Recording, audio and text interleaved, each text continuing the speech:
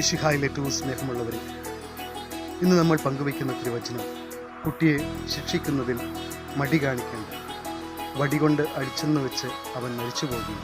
സുഭാഷിതങ്ങളുടെ പുസ്തകത്തിൽ നിന്നുള്ള വായന വചനമാണ് നമ്മളിന്ന് ശ്രമിക്കുക.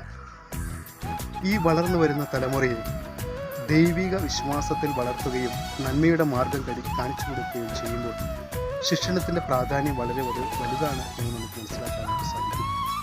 ശിക്ഷണം നൽകുക വഴി ഒരു വ്യക്തിയുടെ ജീവിതത്തിൽ, പ്രത്യേകിച്ച് ഒരു കുഞ്ഞിൻ്റെ ജീവിതത്തിലെ യാഥാർത്ഥ്യ ബോധത്തോടുകൂടി പ്രവർത്തനങ്ങളെ നോക്കിക്കാണുന്നതിനുള്ള തെളിച്ചമാണ് നമ്മൾ പകർന്നു കൊടുക്കുക. അതാണ് ഓരോ വ്യക്തിയുടെയും ജീവിതത്തിൽ മുന്നോട്ടുള്ള യാത്രയെ സഹായിക്കുക.